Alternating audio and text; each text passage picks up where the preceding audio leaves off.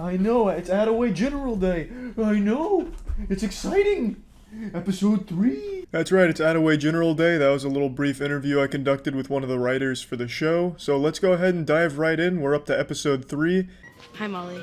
All nurses. Stay here. I'll be right back. So, who's Holden? None of your business. He's a cute boy she has a crush on. Do not. Do too. Do not. Come on, you mentioned his name a dozen times. Molly!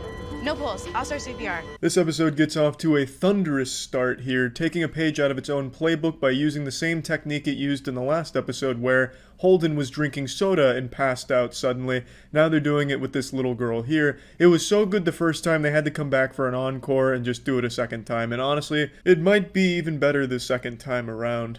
So, can I have some friends over tonight, Dad? No. I gotta go. Another great talk, Dad.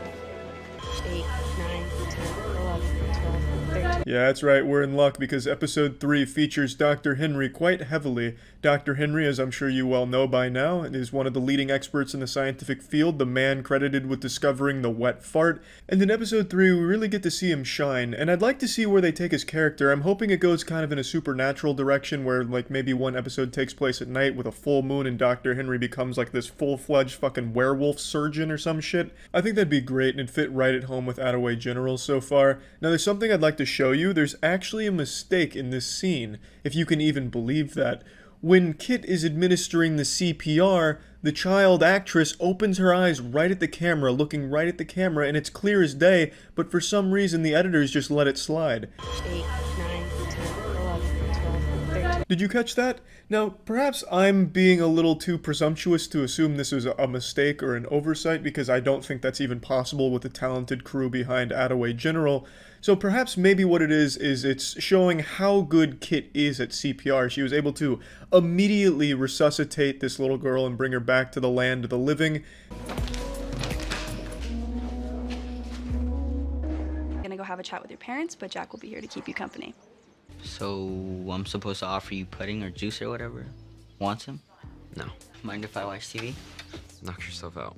So Georgia and Dr. TikTok teenage boy, whose name I've completely forgotten, go into the shed to kiss again, and this time it's actually observed by the second-year girl. So could this present some problems for them down the line with their careers? I guess we're gonna have to find out. But while they're exchanging spit in the shed, Holden, who just got some bad news with his heart defect, was just given the worst news of all.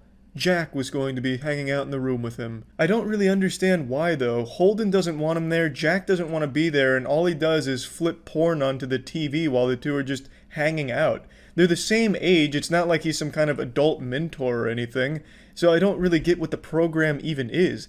It's like Attaway General just has these teenagers go into these rooms to keep them company and insult the patients, because I mean, that's what Kit does. She goes into the room and just like makes fun of the patients or like hurts them, and then Jack goes into the room and just ignores them. So what is the point? You're just ruining the reputation of your hospital. It just seems like such a stupid fucking program. Oh hey, I see you broke your leg. Do you want us to call up your high school bully to see if he'd come over here and keep you company? Oh geez, so you tore your ACL, huh? Well don't worry, you won't be alone. Hey, can somebody get that bath salt addict that lives outside, see if he'd want to come in here and hang out with this kid? Look, I know what's going on between you and Will. He picks a new one every year. New one. Girl, like fresh meat. It's nothing like that. You should probably walk away before you get your heart broken. Thanks for the tip. Bitter much?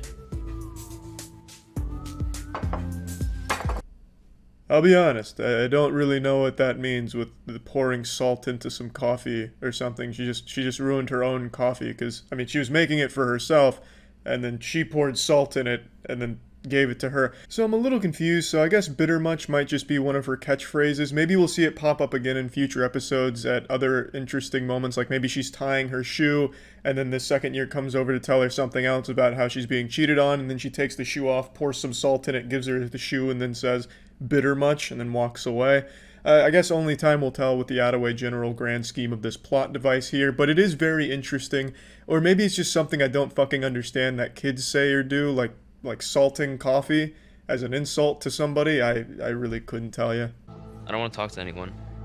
Just need a moment to be upset, okay? I get that. Oh, having a hole in your heart's pretty relatable, huh? Nope, but I know what it's like to pretend to be okay when you're really not. Wow, Jack, that was deep. Almost makes you forget that he was arrested. Kit, do you mind stepping outside? I need to speak with Molly and her mom. Oh, Rosie, no, not you. You're fine. You can stay. Just Kit. Are you kidding? Excuse me? Perhaps the great Dr. Henry isn't all that great after all. Maybe he's no saint. You know, one thing's for sure, he's no doctor. He hasn't been able to successfully do anything even close to being medically accurate. But perhaps he's also a bad person, too. I'll talk to you later. Georgia, wait. Do you want to go talk in the shed?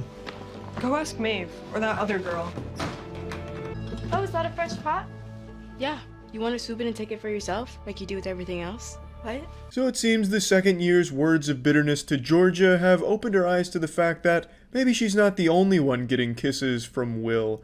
Perhaps that shed is the portal to the kissing dimension and she's not the only traveler. And while Georgia struggles with the harsh reality that to Will she's just another makeout in the shed, Kit is battling her own set of struggles where she believes she's being treated unfairly by Dr. Henry because she was kicked out of the room and Rosie wasn't, when she was the one that saved the girl's life and all Rosie did was play Connect 4 and draw pictures of buttholes with crayon on sheets of printer paper.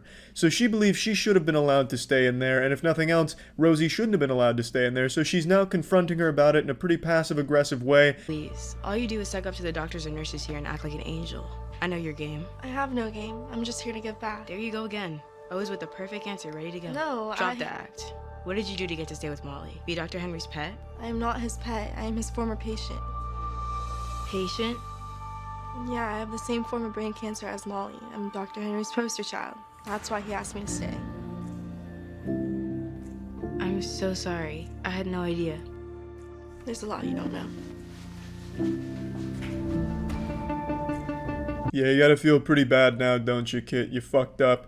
I wish the writers for Attaway General had wrote Game of Thrones Season 8. They're extremely talented. They're able to condense an entire season's worth of character development and information into a single 9-minute episode. It's nothing shy of impressive. It's like when you go into a public toilet stall and you see someone just, it must have shit their entire colon out into this toilet. They're like, wow, how did they cram so much shit into this one small little fucking toilet here?